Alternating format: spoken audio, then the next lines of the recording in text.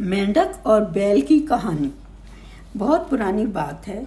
किसी घने जंगल में तालाब था जिसमें ढेर सारे मेंढक रहते थे।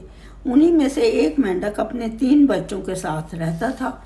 वो सभी तालाब में रहते और खाते पीते थे।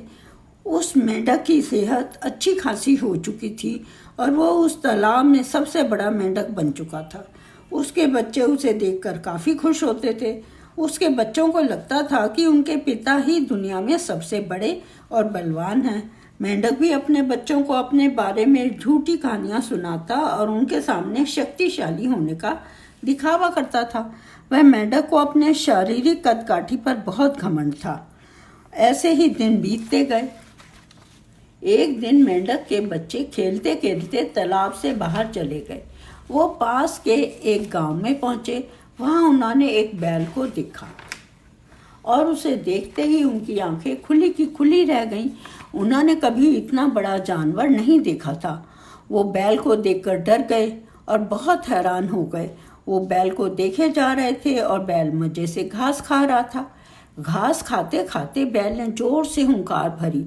बस फिर क्या था, मेंढक के 3 बच्चे डर के मारे भाग कर तालाब में अपने पिता के पास आ गए। पिता ने उनका डर का कारण पूछा। उन तीनों ने पिता को बताया कि उन्होंने उनसे भी विशाल और ताकतवर जीव को देखा है। उन्हें लगता है कि वो दुनिया का सबसे बड़ा और शक्तिशाली जीव है। यह सुनते ही मेंढक के अहंकार को ठेस पहुंची। उसने एक लंबी सांस भरकर खुद को फुला लिया और कहा, क्या वो उससे भी बड़ा जीव था? उसके बच्चों ने कहा, हाँ, वो तो आपसे भी बड़ा जीव था। मेंढक को गुस्सा आ गया। उसने और ज्यादा सांस भरकर खुद को फुलाया और पूछा, क्या वह अब भी वो बड़ा जीव था? बच्चों ने कहा, ये तो कुछ भी नहीं है, वो आपसे कई गुना बड़ा था।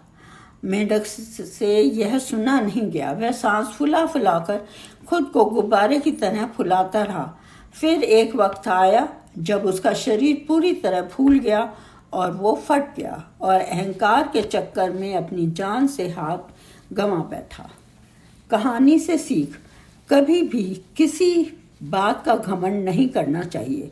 घमंड करने से खुद का ही नुकसान होता है। धन्यवाद।